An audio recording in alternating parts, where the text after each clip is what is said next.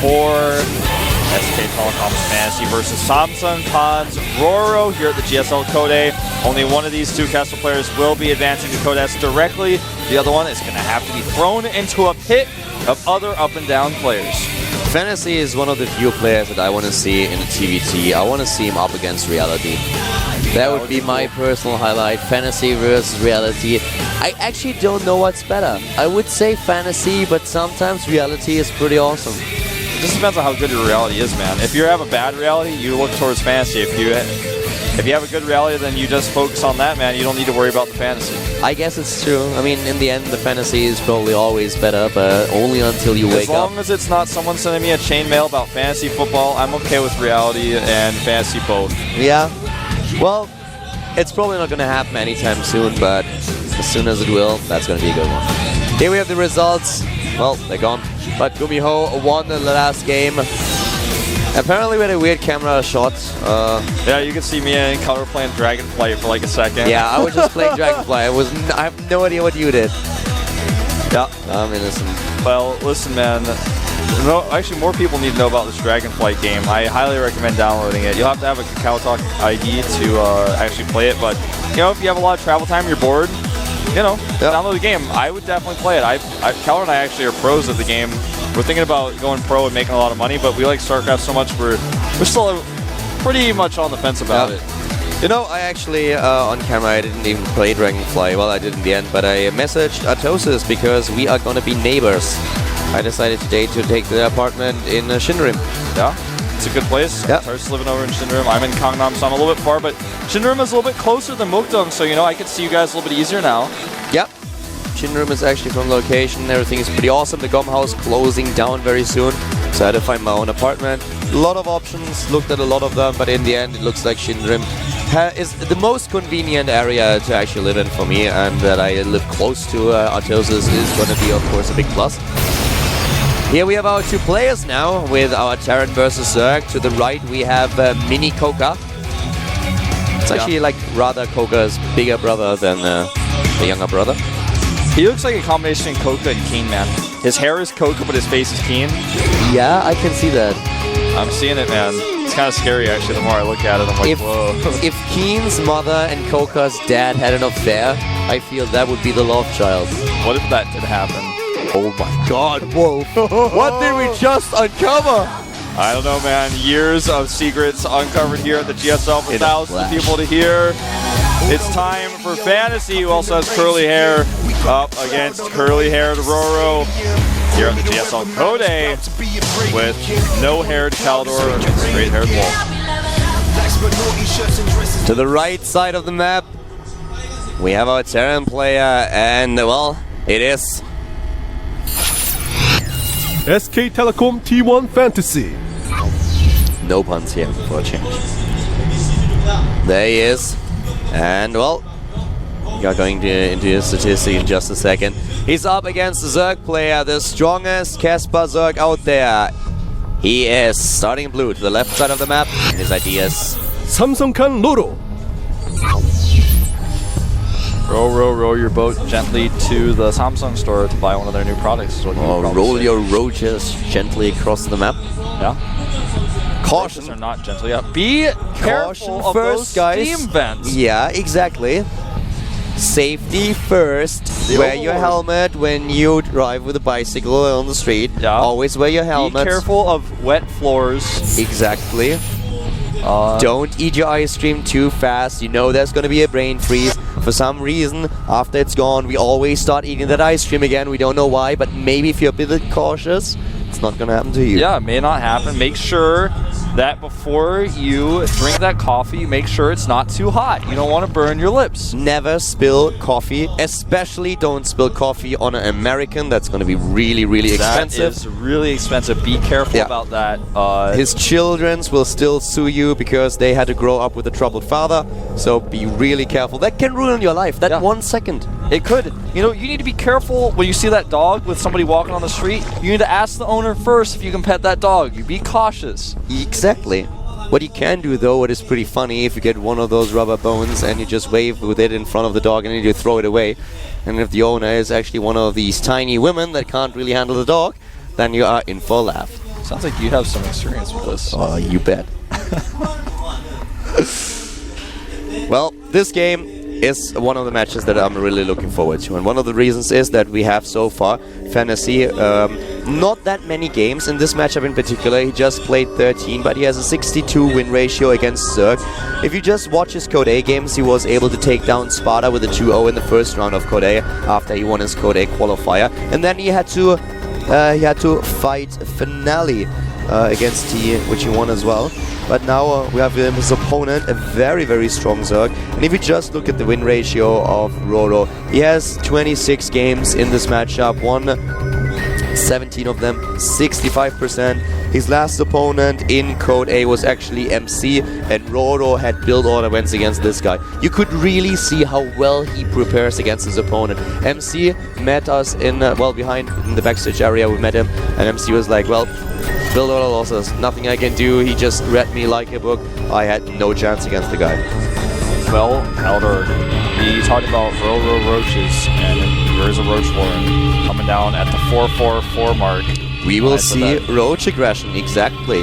And he has already speed, so he can go for a bit of a link follow-up here. Banelings, on the other hand, are out of the question at this point. Fantasy is a little bit skimping on bunkers right now. He's got a lot of production since he went into the normal 2 barracks after the command center burst, but with no bunkers, he could find himself in a lot of trouble.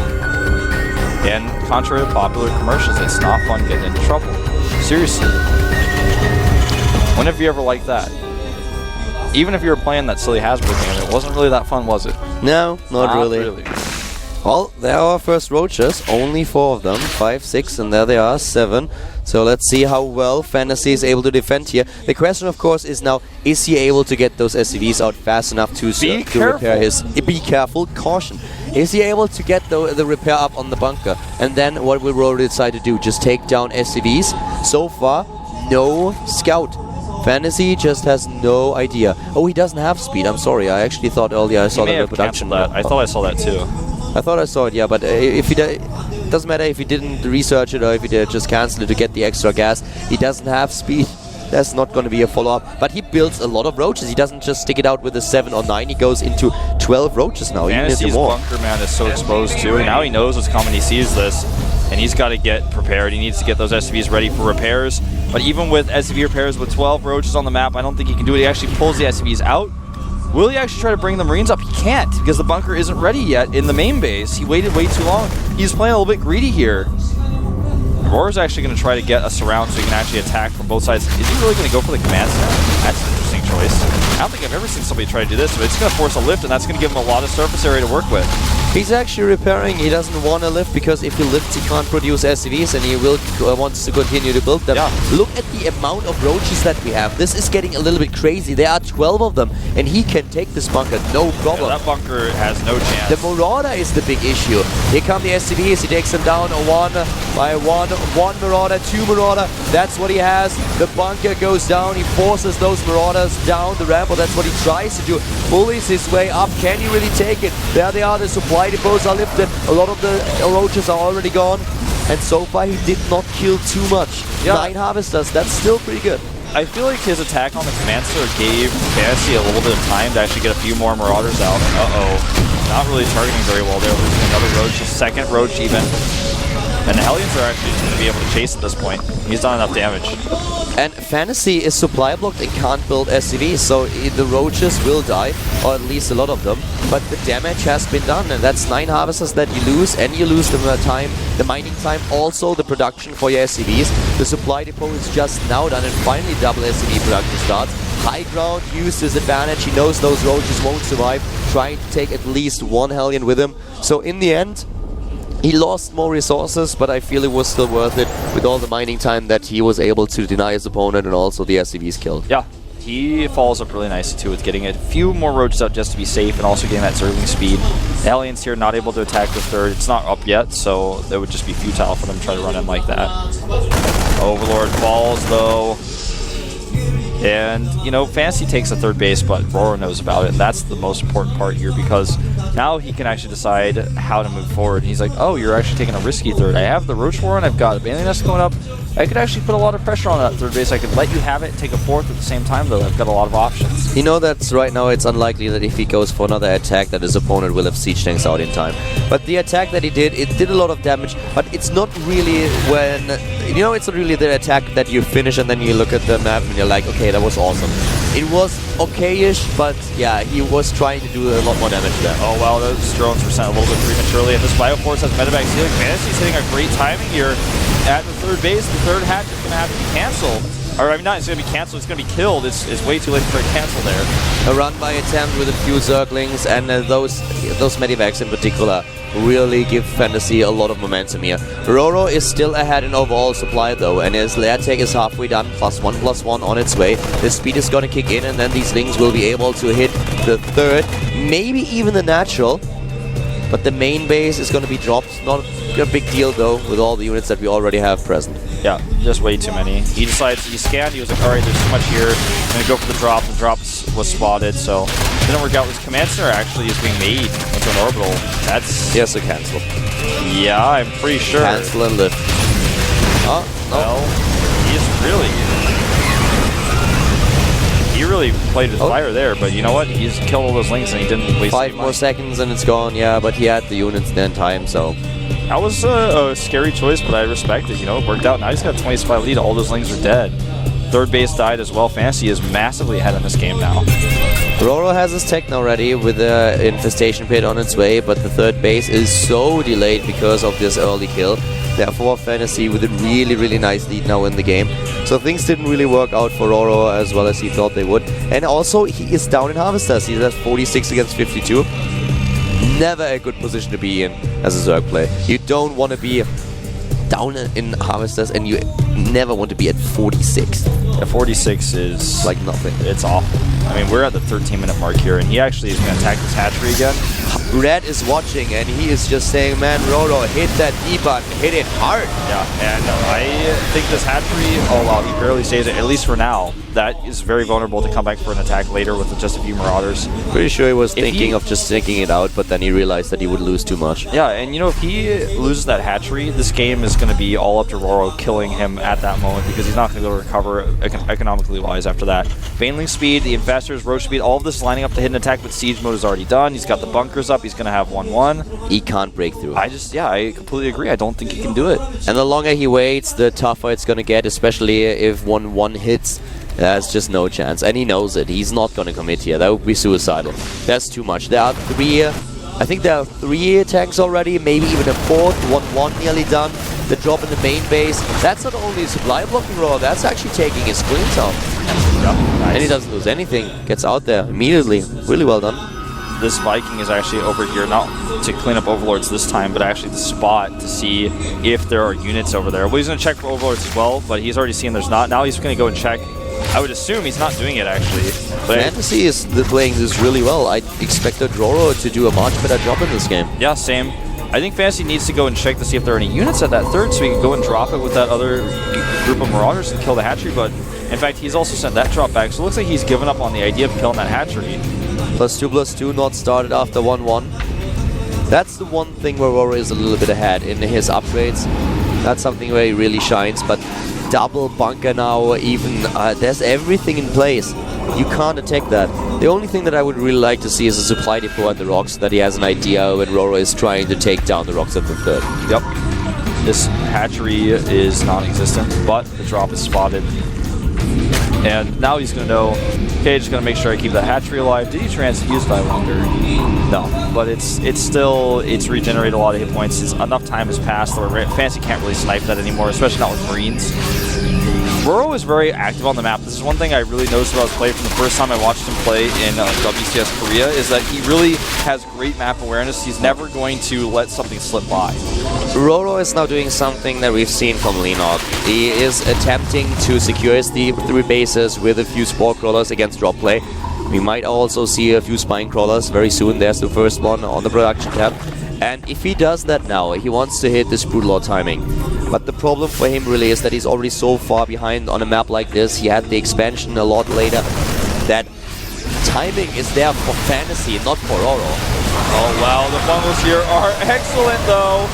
Oh my god, he actually gets the Bailey hits off and the Ling spin up. He had a 40 supply deficit, now he takes a supply lead. That was the best engagement I think I have ever seen for a Zerg player behind in supply. That hurt so much just to watch it. Those Marines were exposed, the Banelings not connecting with the Siege Tank this time. No, they get in and take down every single Marines. The Banelings connect with the Marines and then the Zerglings run in and clean the tanks. This was horrible for Fantasy. He also just lost that entire drop of Marines. That's what high ground vision can do for you on Antigua Shipyard. Yeah, and the positioning RorO had, he's so good at knowing where his opponent is. He's got great map awareness and how he just got those bungles off. I didn't see a scan by Fantasy. Did he scan ahead? Did he see what was there? He had no idea, it seemed. I did not see a scan either. You can't engage on that plateau without scanning ahead. You need to know what's there, and he was not positioned well. He didn't have the tanks sieged up. He just tried to get the high ground, and RorO was there. Now suddenly, things are tight again.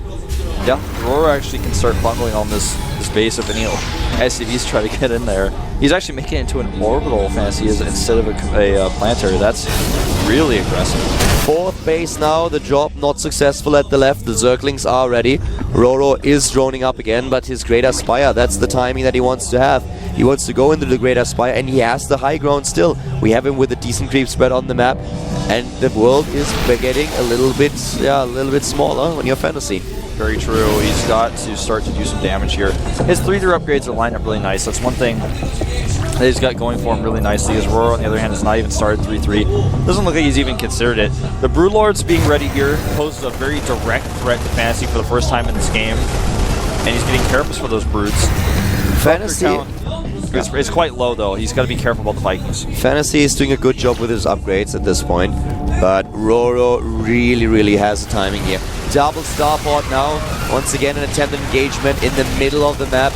But yeah, those starports, they can definitely supply a lot of Vikings to deal with the Broodlords. 6 Broodlords out so far. Not a lot of Infestor support here. 4. That's what he has. Yeah. And the Corruptor count is getting higher though. He needs to be able to zone out these Broodlords with the Vikings going for that many Corruptors, and just a few Infestor supports going to be tough. This is a big risk. He targets on the Baneling, nicely done. It's a big risk to come in here like this, and it's even a bigger risk to send the Broodlords in, but he does have some support now. The hatchery lives just barely, and this is terrible for Fantasy. Look at the bank that Fantasy has in gas. He really has a lot here. He can build so many Vikings now. +3/+3 still not done. That's when he will have a huge advantage with those upgrades. On the other hand, RorO with the composition that he has, and also with a 4th base secured with a 5th and a 6th base building now, that's a little bit crazy. If RorO can get the high ground advantage again, force those siege tanks back, and establish himself to take down the 4th Fantasy, that's going to help him a lot. But he's losing the base to the left first. Yeah, a ton of Marines go down, but it's well worth it to get that base. RorO needs to secure this high ground position to stop Fantasy from fighting from his own 4th. It looks like he is going to be able to do just that. With these Infestors, he could actually bungle the SCVs. He decides not to, wants to save the energy for the more important army. Because the SCVs are not going to mind no matter what with the Broodlords there. He doesn't want to waste fungals there. Here we are with the position for RorO that we just talked about. The high ground, the Xel'Naga Watchtower can put pressure onto the 4th. And as long as RorO has his additional bases, that's fine. At the bottom of the map, we see him with an additional hatchery. But it's being attacked. There is a run by. And the Corruptors are actually trying to target down that command, so he doesn't quite get it. Actually, he's not attacking with those Marines at the bottom. He's now being forced back with Zerglings, but that's a bit annoying. +3/+3, nearly completed for Fantasy. And he's got to make sure he doesn't get himself into an awkward position. Now he sends just the right amount of Marines to kill that base at the bottom right. But the thing is, like you said, he wasn't attacking right away. And by the time he kills this base, RorO's going to have the base at the 9 o'clock already back up and ready to mine again.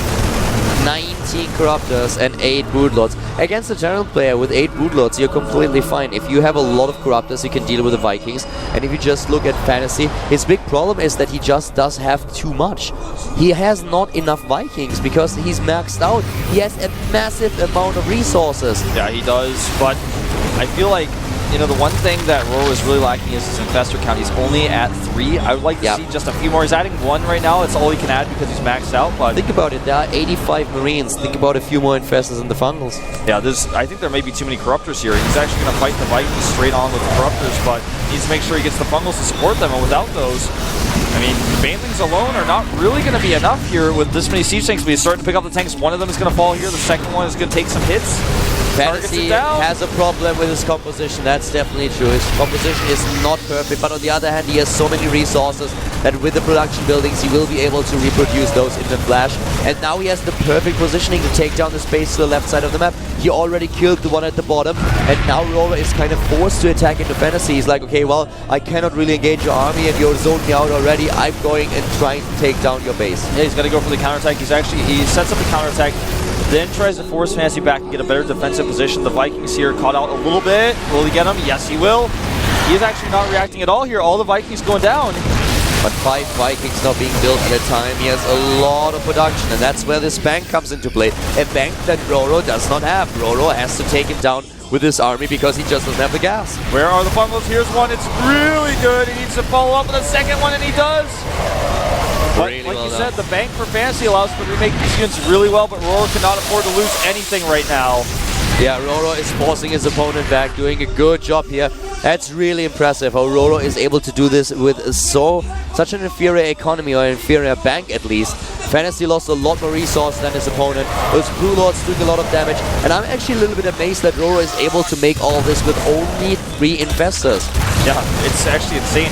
The Corruptors give him a lot more power than I really thought they would. He's able to eliminate all the Medivacs, so now these Marines are trapped. They can't escape. They're all just going to die to a few Brewlord shots. Then, not only has he got a great position with his Brewlords to kill all these Marines, but he can also push his way into the third if he wanted to. 3-3 now on the way for RorO, and this will definitely inconvenience Fantasy a bit. Now we have him without minerals, and RorO is playing such a cost-efficient game here. Yeah, it's actually incredible to see him do this. The Corruptors may be the magic. He's got 23 Corruptors here, and no matter what, he's always able to zone out the Medivacs. 19 Vikings now, 26 Corruptors against 19 Vikings, and one of the issues is going to be that RorO, if I'm not mistaken, has the lead in upgrades for the air units now. +1 attack for the Vikings, but +2 armor, yes, there it is, Yeah. for RorO.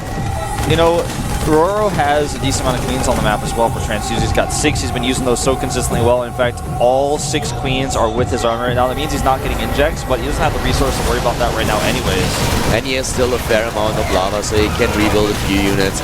At least enough units. The units that he can afford with this bank. +3/+3 is hitting. Yeah, and he killed the Marines to the bottoms. Now he can actually remake that hatchery. He's doing it right away. He's in a great position in Fantasy. He needs to make sure he gets this base up. He's not going to be able to do it without a scan. We're going to see Vikings land to kill a Zergling. Watch it. There it is. Scan, and he doesn't have that Zergling, but...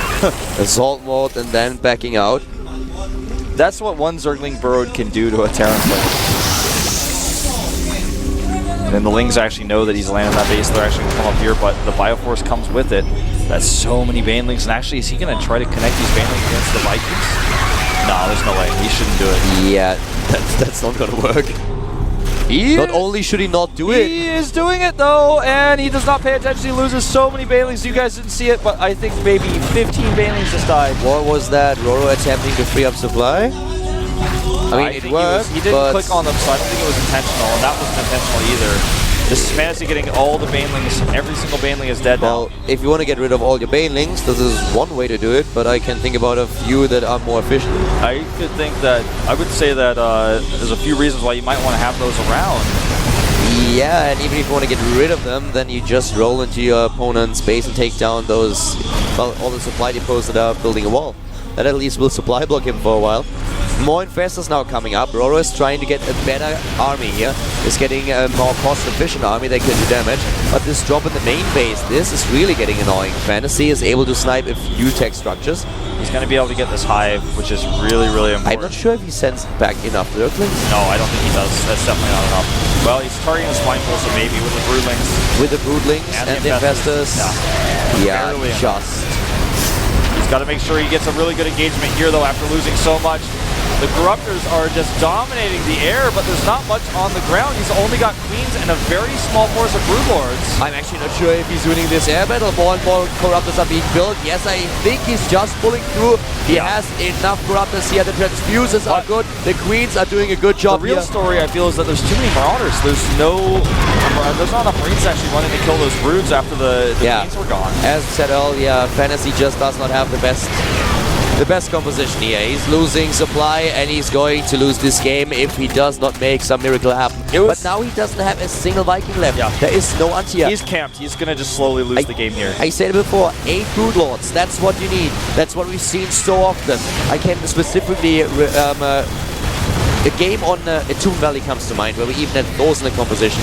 And RorO knows he needs 8 Brood Lords, a little bit of ground support, a ton of Corruptors to make sure that the Vikings are not gonna pressure him. And then he transfuses with the Queens. He is supporting with the Infestors on the ground.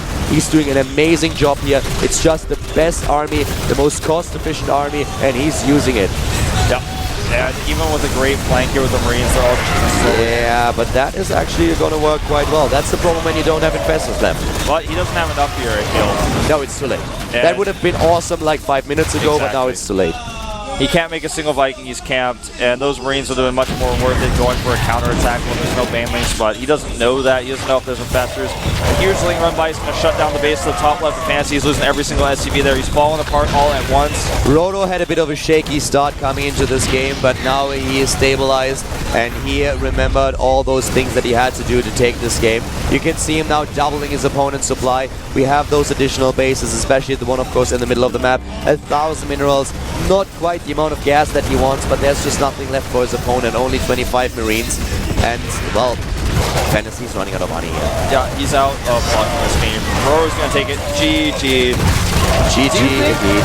Do you think the Fantasy thought that there was going to be an Ultralist switch? He sure had a lot of I thought he Marauders. might, yeah. At first he had way too many Marines.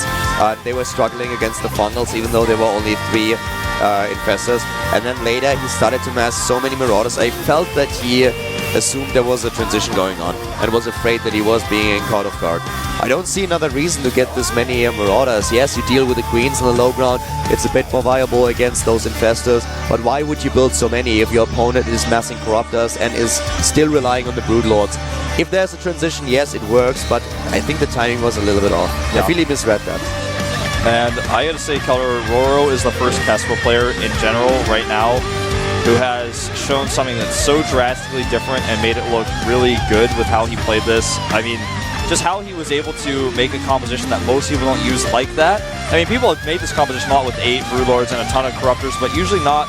He, like, led that, and he was able to take so many good engagements from behind. That one engagement on top of the middle of the Watchtower. I'm really impressed with this guy. That was more a mistake of Fantasy, I have to say. If Fantasy, I mean, I don't really remember, but I don't remember seeing a scan. And if Fantasy really approached the high ground without scanning ahead, there was a massive mistake that he should not do. Once again, I have to rewatch the VOD. I want to catch if there was a scan, but he was completely caught with his pants down. The siege tanks were not sieged up. The Marines were caught in front. When those fungal hits, they were exposed. The Banelings rolled in. The Marines were all gone, and when the siege tanks were sieged up, the Zerglings were already close enough to kill every single one of them. That engagement changed the game. Yeah, that was the only thing that RorO was able to grab onto to take this game. If he had not been able to get that engagement, or if he had messed it up, then Fantasy would have taken the engagement and won the game just by counterattack. Yeah, that's definitely true. So, well, we are heading into game number 2. It's going to take place on Entombed Valley. We have RorO up against Fantasy, SK Telecom 1 against Samsung Khan, Zerg versus Tyranny at the GSL Code A. Talon Wolf.